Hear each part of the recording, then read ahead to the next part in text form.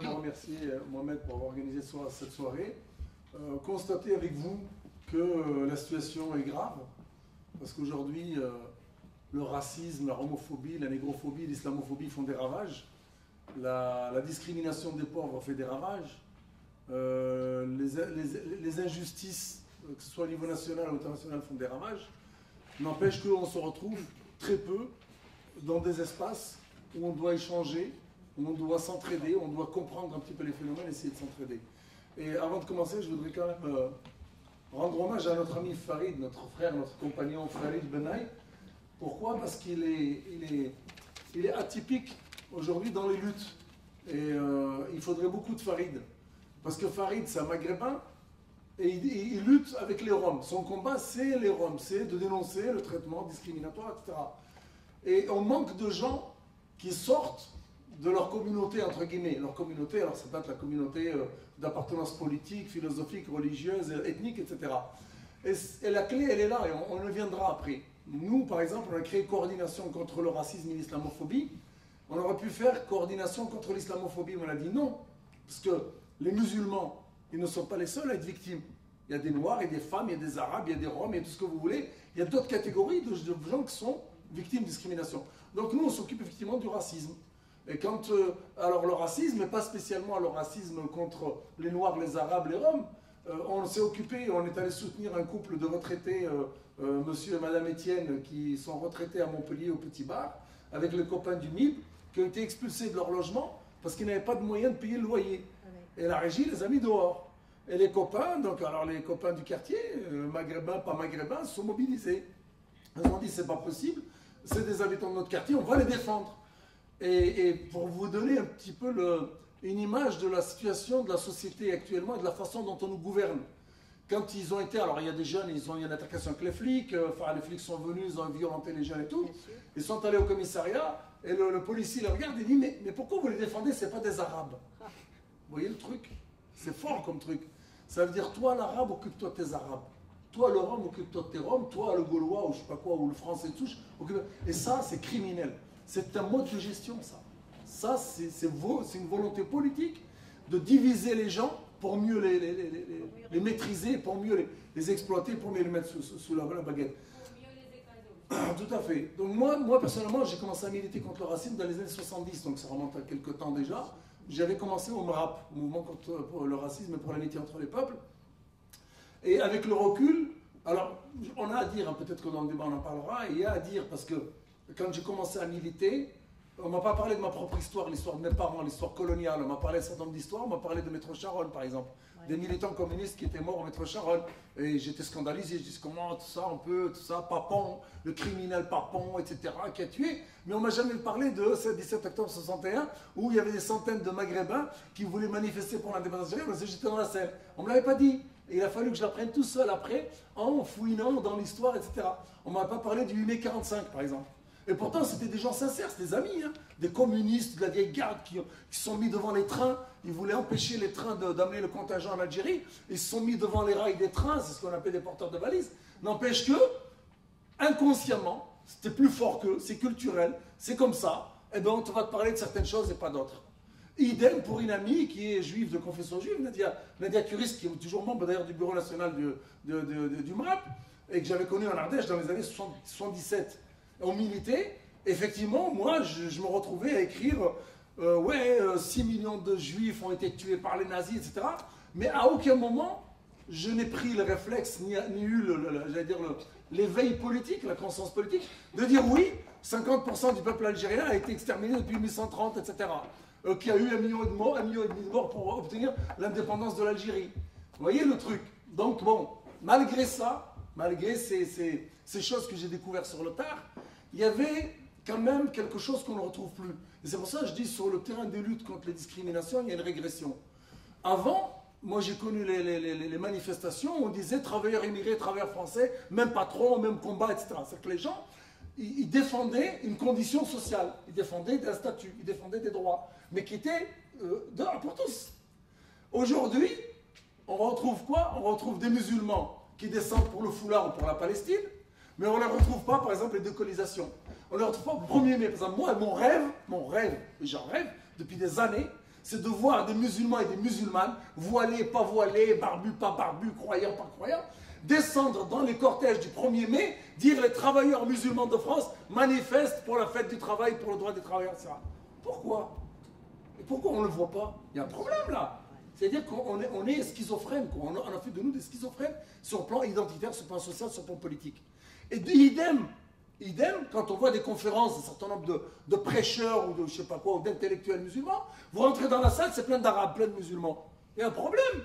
Et il y a un truc, quoi. Aujourd'hui, moi je dis, il y a une régression dans ce combat-là. Et il faut que chacun de nous en prenne conscience. Si on n'a pas pris conscience que les musulmans, il y a une double identité chez les musulmans. Il y a le musulman croyant et il y a le musulman citoyen.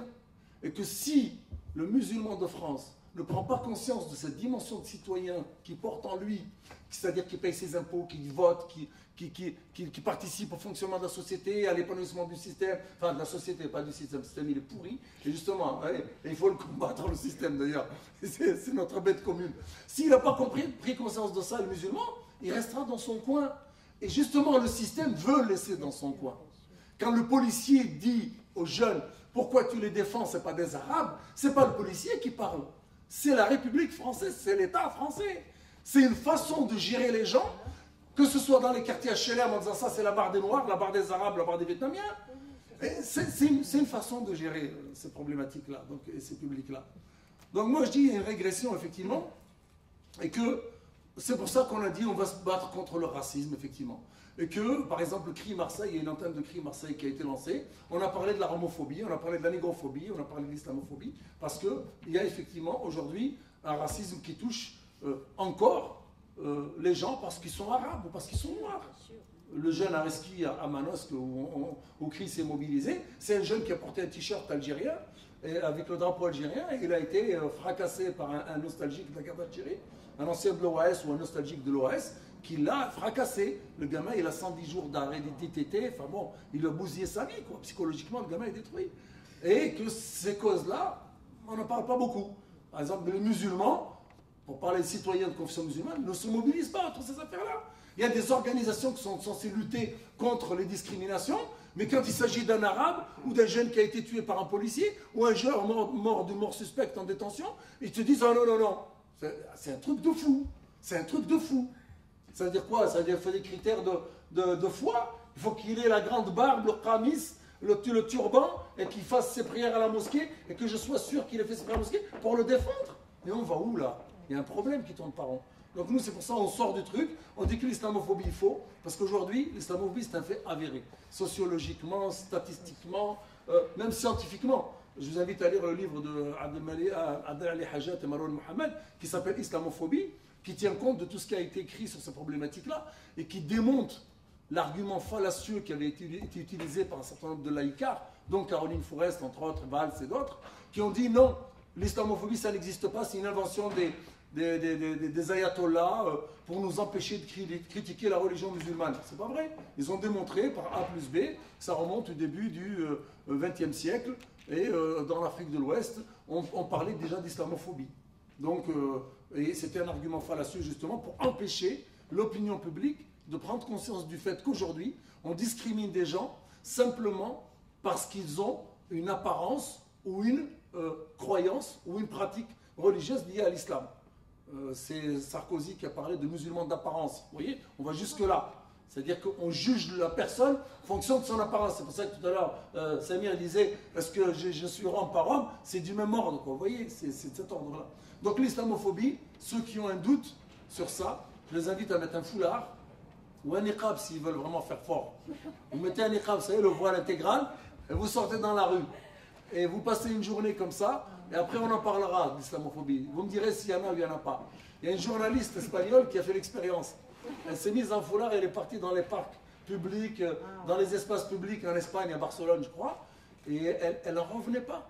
Elle a été agressée, je crois, 40 fois dans la journée. Les crachats, les insultes, c'est terrible. Donc ceux qui ont un doute sur l'existence d'islamophobie, mettez un foulard, déguisez-vous et sortez dans la rue, allez vous promener dans les espaces communs, vous allez voir. Donc moi, c'est pour ça que je dis les femmes aujourd'hui qui, par conviction, choisissent de porter le foulard, moi je dis on doit leur délivrer la médaille du courage en fin d'année. Véridique, parce qu'il faut être courageux, je vous le dis. Moi, je parle parce que je suis mal placé pour parler de ça. Moi, je connais des filles, et quand elles parlent, c'est de la souffrance. Je vous invite à lire d'ailleurs, à regarder d'ailleurs le film Racisme à peine voilé. Parce que là, on parle du racisme d'État à peine voilé. Le racisme d'État, il est plus voilé. Je vais vous le démontrer et on va en parler si vous voulez. Il est plus voilé, il a un visage découvert. Mais le racisme à peine voilé, le film qui a été fait par Jérôme Host et Christelle, il fait pleurer. Quand les profs l'ont vu, 50% des profs ont changé de posture. Parce qu'ils ne savent pas ça. Ils ne connaissent pas la souffrance d'une fille qui a choisi de porter le foulard par conviction religieuse et qui est déterminée à le garder et qu'on l'humilie, on la détruit, on lui blaire, on lui casse son avenir. La fille, elle sort à 2 mois du bac et lui dit dégage, dans 2 minutes, je ne veux plus te voir ici, le principal du collège. Il lui bousille sa vie, il lui bousille sa scolarité. Une fille aujourd'hui musulmane qui fait le choix de porter le foulard, il faut qu'elle fasse une croix sur des dizaines de métiers. Est-ce que c'est normal? Elle ne pourra jamais travailler dans la fonction publique, elle ne pourra jamais être juge, elle ne pourra jamais être femme politique, elle ne pourra jamais devenir professeur. C'est ça le pays des droits de l'homme. C'est ça. Quand l'abbé Pierre venait avec sa soutane à l'Assemblée nationale, ça ne choquait personne. Jusqu'à quand les femmes, elles venaient avec leur coiffe, etc. Jusqu'à quand il y avait des... Oh, maintenant on fait une focalisation. Donc il y a effectivement aucun doute sur le fait qu'aujourd'hui, il y a un fonds de commerce politique qui exploite la question de l'islamophobie. Parce que l'islamophobie, ce n'est pas simplement le fait de discriminer, on va y venir. C'est un moyen qu'ont trouvé nos dirigeants pour nous diviser, pour nous élever même les uns contre les autres. Moi, j'étais fou furieux quand j'ai appris que Samia Ghali, et je l'ai vu parler de ça, l'élu PS de Marseille, qui vient à la télévision et qui dit oui, mais les Maghrébins qui ont brûlé le camp de Rome, bon, il faut les comprendre, ils sont exaspérés, etc. Exaspérés, espèce de bouffonne. Toi, tes parents, quand ils sont venus d'Algérie, si on leur avait fait la même chose, ils seraient où? Tu serais où, toi? Tu serais où, toi? Tu serais femme de ménage. Et on te cracherait dessus. Et on te sous-payerait. Et tu te permets aujourd'hui de faire comme ça? Avant-Velin, pareil, c'est des bougnoules. Excusez-moi le terme, je pèse mes mots, je fais exprès. C'est les termes qui méritent ces gens-là. Parce qu'on viendra à la description dont parle Fanon, hein, de ceux qui acceptent justement de faire une... Comment dirais-je? Qui acceptent d'être aliénés et de devenir les porte-voix du dominant, qui se permettent de venir brûler un camp de Rome à Vaux-en-Velin. C'est quoi ça? Venez, regardez les images, les bidonvilles de Nanterre. Qu'est-ce qu'ils avaient envié au camp de Rome? Mais ce n'est pas des êtres humains, au-delà du contexte d'habitat. C'est quoi? C'est ça que tu as appris, ta culture arabo-musulmane? Toi, le maghrébin qui soi-disant a été élevé dans l'islam, la fraternité, la Oumma, tu te permets de venir brûler le camp de l'autre parce qu'il est pauvre? Mais on va où là? On va où? C'est un truc de fou, c'est un truc de fou. Donc pour moi, l'islamophobie, c'est un fait effectivement avéré. Aujourd'hui, celui qui a un doute, moi je dis, où il ne vit pas avec nous, il n'a rien compris. Et c'est pas de l'islamophobie, alors que souvent, moi je dis islamophobie, ça veut dire quoi? Ça veut dire une peur irraisonnée de l'islam. C'est pas ça la réalité. C'est pas la réalité, parce que quand les gens ont peur de quelque chose, on peut les soigner. La phobie, ça se soigne, ça se traite. On peut expliquer à travers des livres, des films, des reportages, des prospectus, qu'est-ce que c'est que l'islam? Et les gens... Là, non. C'est une guerre contre l'islam et les musulmans. Contre une catégorie de musulmans. Bien sûr, je pèse mes mots et on va y venir. Il y a un problème de classe, il y a un problème d'appartenance. Quand les enturbanés, les pétromonarchies débarquent place Vendôme là-bas, devant les bijouteries avec leur niqab ou à Cannes, etc., dans les grands hôtels de luxe, on ne vient pas leur dire, madame, le niqab est interdit, je vais vous verbaliser. Pourquoi? Parce que tu ne touches pas. En Arabie Saoudite, la femme, elle ne conduit pas. Elle n'est même pas en train de conduire. Pourquoi vous n'allez pas faire une guerre de libération de la femme musulmane, comme vous l'avez fait en Afghanistan, comme vous le faites en Irak, comme vous le faites au Mali? C'est quoi ce truc-là? On se moque de nous. Donc c'est bien la preuve que ce n'est pas une question qui touche tous les musulmans. D'accord? Donc on fait la guerre à une catégorie de musulmans. Ceux qui sont conscients des injustices. Ceux qui veulent changer le système et qui veulent lutter contre les injustices que produit le système. D'accord? Donc il y a plusieurs fonctions là-dedans. Pour moi, c'est une guerre néocoloniale. C'est la continuité. D'ailleurs, tout à l'heure, Samir, je ne sais pas si quelqu'un parlait de trucs arabes. Moi, je partage ton point de vue. On ne s'en prend pas aux Turcs par rapport à leur islam. On ne s'en prend pas aux Comoriens. Les Comoriens, ils sont très nombreux à Marseille. Il n'y a pas d'affaire d'islamophobie envers, par exemple, les Comoriens à Marseille. Pourquoi? N'oubliez pas que la guerre d'Algérie n'est pas si vieille que ça. Que ceux qui ont été renvoyés en Algérie volontaires, ils sont encore aux commandes pour certains. Tous ne sont pas partis à la retraite. Il y en a même au-delà de la retraite, ils continuent à occuper des salaires. Vous voyez? Donc l'opinion publique est encore quand même formatée, influencée par ces gens-là. Donc aujourd'hui, on en veut aux Felouz. Moi, quand j'étais gamin, dans les années 70-80, on nous traitait de Felouz. Un petit Felouz. Je ne comprenais pas ce que ça voulait dire. Le petit Fellaga. Ould el-Felleg, celui qui est le fils du Felleg, qui a lutté contre la colonisation et qui a libéré son pays. On les appelait les Fellagas. En Tunisie, en Algérie. Mon père, c'était un Felleg. On l'appelait Fellaga à l'époque, parce qu'il a lutté pour l'indépendance de son pays. Et ceux d'Algériens, donc quand on les a, on disait les Felouz. Moi, je ne comprenais pas. Après, j'ai compris ce que ça voulait dire. Ça veut dire qu'il y a bien un lien entre le passé colonial de la France, entre ces gens qui n'ont pas digéré la libération de l'Algérie, qui ont, malgré les massacres, etc., ont continué à avoir de la haine et de la rancœur envers les enfants de Maghrébins, particulièrement, en assimilant tous les Arabes et les Algériens. D'ailleurs, moi, quand je suis arrivé en France, en 70, on me disait, ouais, mais toi, c'est pas pareil, toi. Les Tunisiens, ils sont, ça va, ils sont. Les Marocains, ils sont gentils. Les Marocains, ils sont gentils. Oh, les Algériens, oh là là, c'est des sauvages. Wallah, je vous jure, c'est vrai. On m'a dit ça. Et ça est encore véhiculé dans le subconscient collectif. Les gens qui ont colporté ces images-là, eh ben, ils ont influencé la société au point qu'aujourd'hui encore, quand on parle d'islamophobie, on vise particulièrement les Arabes. D'ailleurs, l'histoire du foulard, ce n'est pas une nouvelle histoire. Dans les années 50, l'armée française avait dit qu'il faut dévoiler les femmes parce que c'est par la femme qu'on aura l'âme algérienne. Il y a eu des campagnes de dévoilement, soi-disant. Tu sais, les femmes, elles viennent, elles enlèvent le foulard. Ouais, je suis libéré de ça. C'était une affaire en plus qui était montée toute pièce. C'était la fille d'un général, d'un militaire français qui s'était fait passer pour une Algérienne et qui avait mis un faux foulard et qui l'avait enlevé. Donc ça a bien des racines historiques. Donc pour moi, c'est une guerre néocoloniale à connotation culturelle aujourd'hui. Aujourd'hui, le racisme d'État n'est pas voilé. Parce qu'il discrimine volontairement. Par exemple, il y a un certain nombre d'emplois, il y a près de 7 millions d'emplois qui ne sont pas accessibles aux citoyens qui ne sont pas français de nationalité. Dans d'autres pays, ça n'existe pas. Pourquoi aujourd'hui, il y a 7 millions d'emplois qui sont interdits à Mohamed, alors qu'il a construit la France pendant les 30 Glorieuses, alors qu'il a grandi ici, il a quitté l'Algérie ou le Maroc ou la Tunisie depuis 40 ans, et qui connaît mieux la ville de Villeneuve-Saint-Georges, mieux que le Hollandais ou le Belge qui vient d'arriver et qui va avoir lui droit de vote au municipal. Vous vous rendez compte? C'est le mec qui vient au bout de 6 mois, il ne connaît rien à la réalité de la ville, et il va décider de l'avenir de la ville en mettant un bulletin de vote pour décider de ton école, de ton parc de loisirs, de ton terrain de foot. Mais attendez, c'est le monde à l'envers, quoi. C'est un truc de fou. Donc c'est bien l'État qui discrimine, qui met en place des barrières. Aujourd'hui, quand l'État... Parce que moi, j'en veux pas trop aux racistes, j'allais dire lambda. Il est formaté par TF1, etc. On lui met ce qu'on veut dans la tête. L'école ne fait pas son boulot d'éducation populaire. L'État, il a une fonction fondamentale. Pourquoi l'éducation nationale, elle est dans les mains de la République? Pourquoi on n'a pas concédé l'éducation nationale au privé? Parce que c'est un rôle fondamental. C'est le pouvoir régalien de l'État. Éduquer le peuple, c'est une fonction fondamentale. Pourquoi l'État n'assure pas cette éducation? Pourquoi il ne fait pas l'éducation au vivre ensemble? Pourquoi il ne fait pas l'éducation à la connaissance mutuelle? Pourquoi il ne fait pas une éducation à la connaissance de l'histoire vraie, pas falsifiée comme il le veut lui? Ben non. Eh ben, ça entraîne quoi? Ça entraîne l'ignorance. L'ignorance des gens, je ne leur en veux pas, mais j'en veux à l'État, j'en veux au système qui justement entretient tout ça. Pourquoi? Parce qu'il y a des rapports de domination qu'il faut entretenir. Aujourd'hui, l'islamophobie, elle sert à ça. Elle sert à racialiser les rapports sociaux. Entre toi et ton patron, on ne parlera plus d'ouvrier avec un patron. On parlera d'agitateurs khoméinistes. Les anciens, dans la région parisienne, il y avait des grèves dans l'automobile.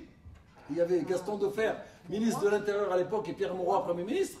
Lorsque nos parents étaient en grève dans l'automobile, ils ont dit non, ils ne font pas partie de la réalité française, ces gens-là. Ce sont des agitateurs khoméinistes. Et Khomeini, c'était un chiite, alors qu'il n'y en avait aucun chiite chez nos parents. C'était des maghrébins, ils étaient tous sunnites, il n'y avait aucun chiite. Donc c'est pour vous dire en 82, comment l'État a racialisé, a confessionnalisé un conflit politique, un conflit social. Vous voyez? Ce n'est pas d'aujourd'hui. Et ça, c'est un continuum, justement. La droite et la gauche, ils se sont régalés là-dessus. À continuer à racialiser les rapports sociaux. Ouais, les révoltes des quartiers populaires, c'est des islamistes. C'est les islamistes qui sont derrière. Alors, il n'y avait qu'un islamiste. Même les imams, moi je connais des imams en région parisienne, ils se sont fait insulter, jeter des cailloux par les gamins en disant « Oh, laissez-nous, qu'est-ce que vous voulez ?» Même la France a fait appel à des imams pour essayer de calmer la sauce, c'est que c'est elle qui confessionnait les autres trucs. Vous voyez, au lieu d'appeler les éducateurs, la police, les juges, je ne sais pas quoi, elle a appelé les imams. La République laïque française fait appel aux imams. Elle bafoue sa laïcité pour nous prendre pour des rigolos. Non, mais on nous prend vraiment pour des rigolos. Donc, il y a cette fonction dans l'islamophobie, maintenir les rapports de domination et racialiser les rapports sociaux. Et les divisions, bien évidemment. Toi, tu n'es pas pareil. Toi, lui, c'est un islamiste. Attention, toi, tu n'es pas comme lui. Lui, c'est un islamiste, toi, tu n'es pas machin. Et on divise, etc. Une autre fonction, et on a organisé avec Leïla, qui est là d'ailleurs à Paris, le 27 octobre, une conférence. On a appelé ça, le titre, c'était « Islamophobie, arme de diversion massive ». C'est une arme de diversion massive. On fait diversion. Hop. Ah non, le problème, il n'est pas là, il est là-bas. Regardez pas ici, c'est par là-bas. Regardez pas la crise sociale, regardez pas le chômage, regardez pas l'Europe, regardez pas la mondialisation, regardez pas les délocalisations, regardez pas la pauvreté, la misère qui arrive. Regardez, c'est le foulard qui nous pose problème. C'est la voilée qui nous pose problème. C'est les musulmans, ils touchent à notre identité, vous vous rendez compte? Le foulard qui a causé la misère. C'est bientôt le réchauffement climatique, on va l'attribuer aux musulmanes. Votre foulard, mesdames, pose problème parce qu'il fait un réchauffement climatique. Vous vous rendez compte ce que ça veut dire? Si ce n'est pas de la diversion, c'est terrible quand même. C'est la réalité, malheureusement. C'est détourner l'attention de l'opinion publique des véritables problèmes. Comme l'a fait la droite ou l'extrême droite, les royalistes, avec les Italiens, ils l'ont fait avec d'autres catégories que nous. Au début du XXe siècle, les Italiens, ils ont subi des pogroms. Ils ont été chassés, tués à Sète, à Aigues-Mortes, etc., du côté dans l'Hérault, parce que on disait que c'était eux qui mettaient en danger l'identité française. D'ailleurs, je crois que c'est Charles Maurras qui disait la haine de l'étranger, c'est le meilleur ciment pour l'identité nationale. Vous vous rappelez Sarkozy, ce qui nous a sorti? Ministère de l'identité nationale et de l'immigration. C'est-à-dire, vous n'êtes pas de l'identité nationale. L'immigration, c'est dehors. C'est-à-dire qu'on entretient la haine de l'autre, la diabolisation de l'autre, pour créer du ciment identitaire. Alors que l'Europe, la mondialisation, elle fait des dégâts à tous les niveaux. Donc c'est suicide, c'est complètement fou. Donc justifier les guerres coloniales, effectivement. Oh, les pauvres femmes musulmanes. Oh, les pauvres filles qui ne peuvent pas aller à l'école. Bien sûr que c'est scandaleux. Bien sûr que c'est honteux. Mais il y a des raisons. Qu'est-ce que vous avez fait, vous, d'Afghanistan ou du Mali ou des pays arabes aujourd'hui? Pourquoi il y a un retard si grand des pays arabes qui, malgré leur indépendance, traînent encore loin derrière dans le rang des nations? Pourquoi? Parce que c'est les effets de la colonisation. Parce que en 1492, quand l'Espagne, quand l'expérience unique dans son genre, l'expérience andalouse qui a duré 8 siècles, a été mise à bas, a été détruite, eh bien on a imposé la purification ethnique, on a imposé une sorte d'extermination des autres peuples. Les Européens en 1492, ils sont éparpillés dans le monde entier pour dominer les autres peuples. Que ce soit en Afrique, que ce soit en Amérique, que ce soit en Australie, que ce soit partout dans le monde. Et il s'est créé, de fait, une sorte de, comment dirais-je, d'écart qui est toujours entretenu par tous les moyens, par les moyens scientifiques, intellectuels, politiques, militaires, pour maintenir cet écart entre les pays du Sud et les pays du Nord. Et cet écart-là, il persiste depuis 5 siècles. Et aujourd'hui, on a du mal. Pourquoi? Pourquoi il y a de la misère? Pourquoi il y a de l'injustice? Parce que l'Occident a fait effectivement ce suprémacisme-là, il l'a imposé et c'est devenu la règle. Aujourd'hui, même ici en France, tu veux faire des études dans le nucléaire, tu vas avoir des problèmes si tu es musulman. Tu veux étudier dans l'informatique de haut niveau, tu vas avoir des problèmes si tu es musulman. C'est-à-dire que même ici, même quand tu es français de 2 ou 3 générations, on va mettre des doutes sur ta loyauté. D'ailleurs, même les bagagistes, à Roissy, on met des doutes. D'ailleurs, comment ça s'appelle? Manuel Valls, qu'est-ce qu'il a dit? Il a dit l'ennemi de l'intérieur. Vous voyez ce que ça veut dire l'ennemi? C'est terrible quand même. Pour qu'un ministre de la République parle des enfants de la République comme étant des ennemis, il n'y a pas plus criminel que ça. Pour que M. Hollande, et moi je suis, pour que les gens de gauche ne se trompent pas sur moi, hein, je ne suis pas du tout de droite, je suis l'ennemi de la droite, de l'extrême droite, et je ne suis pas l'ami de la gauche caviar, ou de la gauche néocoloniale, ou de la gauche raciste ou islamophobe, pour que ce soit clair.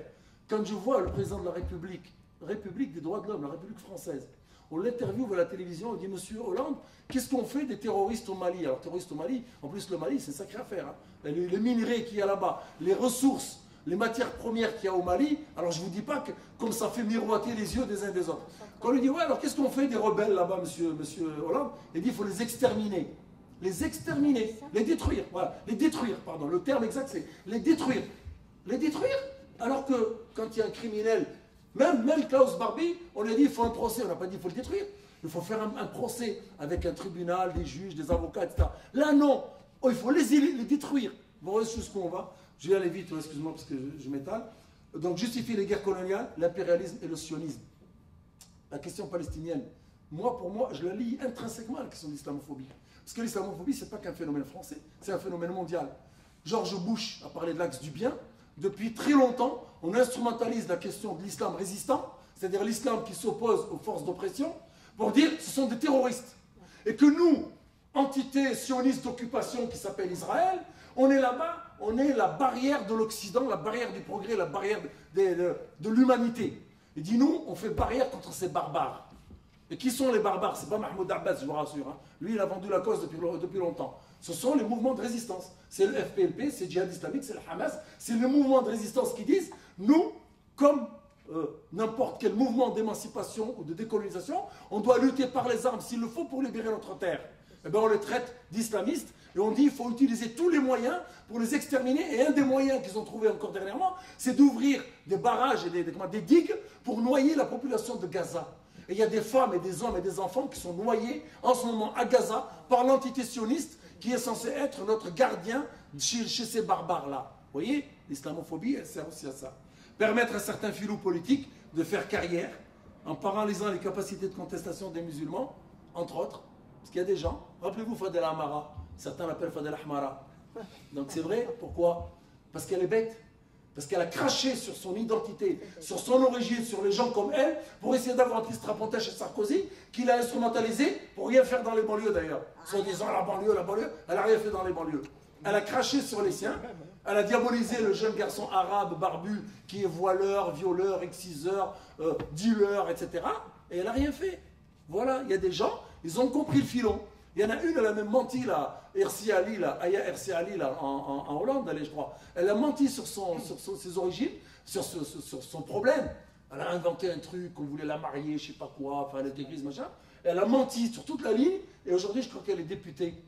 Il y en a une au Canada, il y en a en Belgique, il y en a pas partout. Donc il y a des gens, ils ont compris que pour grimper vite l'ascenseur, il y en a un autre qui s'appelle Chalroumi, un imam, l'imam de Drancy. Vous connaissez certainement ici? Eh bien pareil, c'est un imam, il ne sait même pas écrire 2 mots en français, il ne sait même pas poser une phrase correcte en français. Le mec, il se retrouve au repas du CRIF, salué par M. Fillon, la République française qui s'agenouille. Merci monsieur, on est avec vous. On lui amène Shimon Peres, la 4e puissance mondiale, qui vient le saluer. Mais attends, on nous prend pour des rigolos, quoi, là? Tu nous prends pour quoi, là? Sérieux, c'est folklorique. C'est à pleurer. C'est à pleurer. L'état dans lequel, la façon dont on traite les musulmans dans ce pays.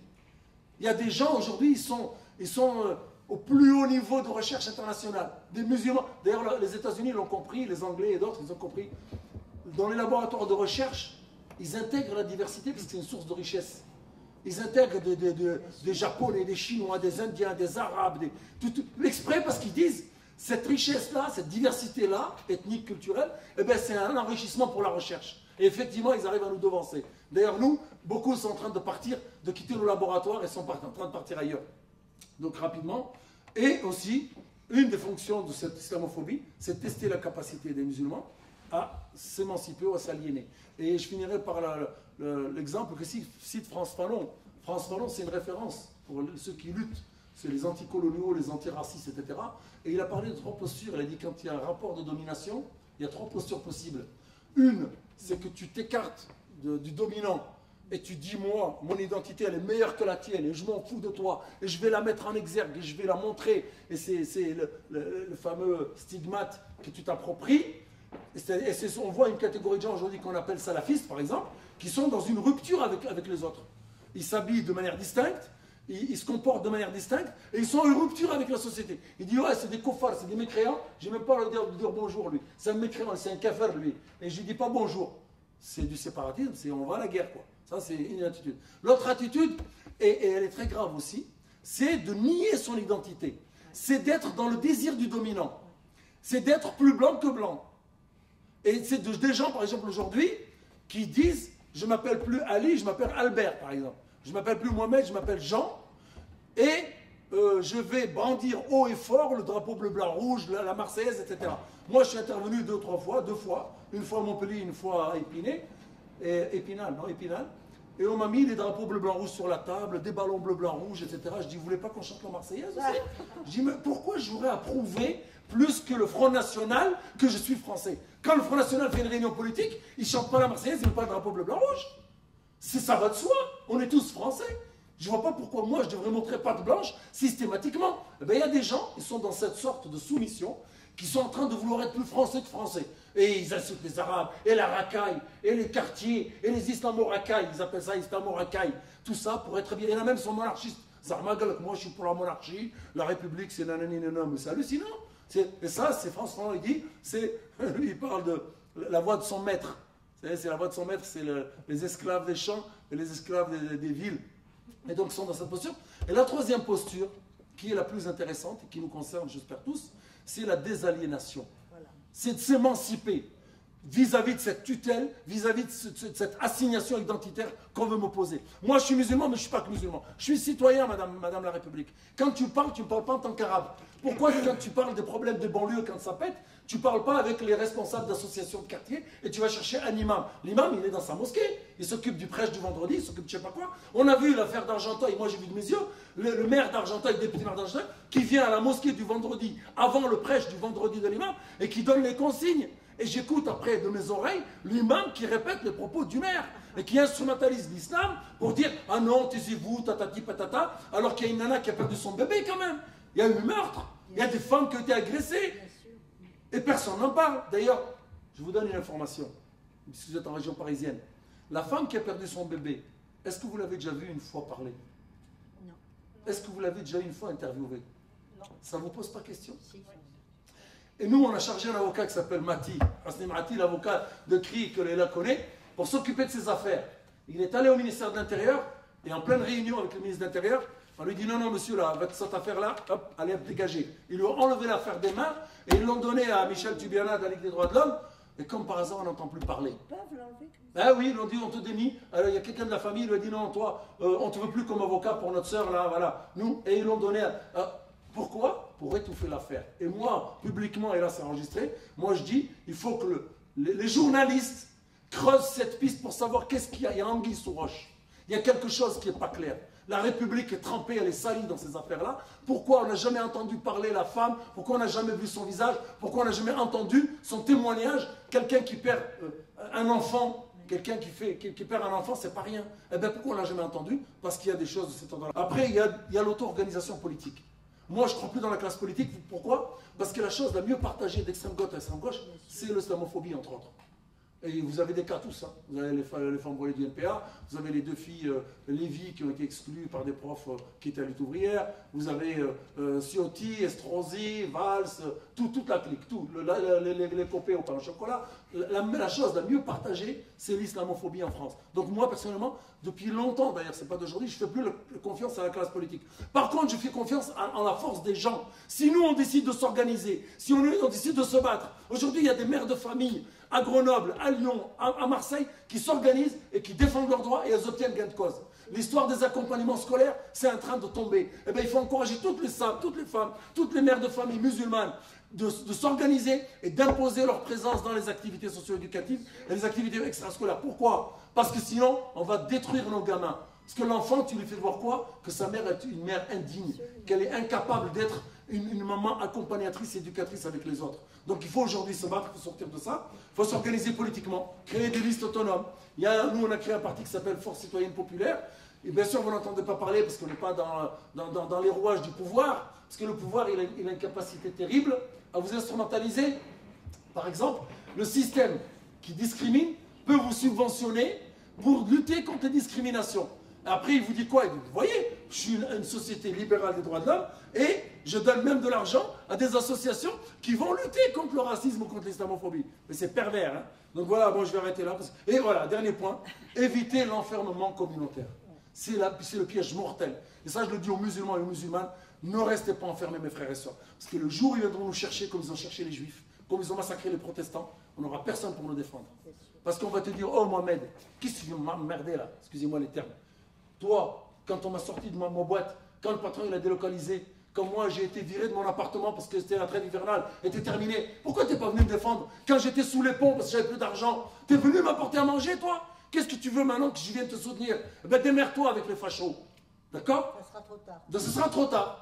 Parce que nous, on n'est pas conscient des risques, on n'est pas conscient des enjeux. Et moi, j'en appelle aux musulmans et aux musulmanes surtout de faire passer ce message dans les mosquées. Parce que les mosquées, elles sont fermées et on sait pourquoi. Parce qu'elles servent aussi à... Moi, j'ai dit même que c'était un facteur aggravant d'islamophobie. Mais on peut en parler après si vous voulez. Parce que l'État français qui a créé le CFCM, le Conseil français du culte musulman, et qui donne des consignes aux imams et qui les menace, ça veut dire qu'il a une finalité politique derrière. C'est de faire taire les citoyens français de confession musulmane et de dire, certes, attention, si tu bouges, je te fais bloquer là-bas. Voilà, donc j'arrête là. Excusez-moi si j'abuse un peu du temps.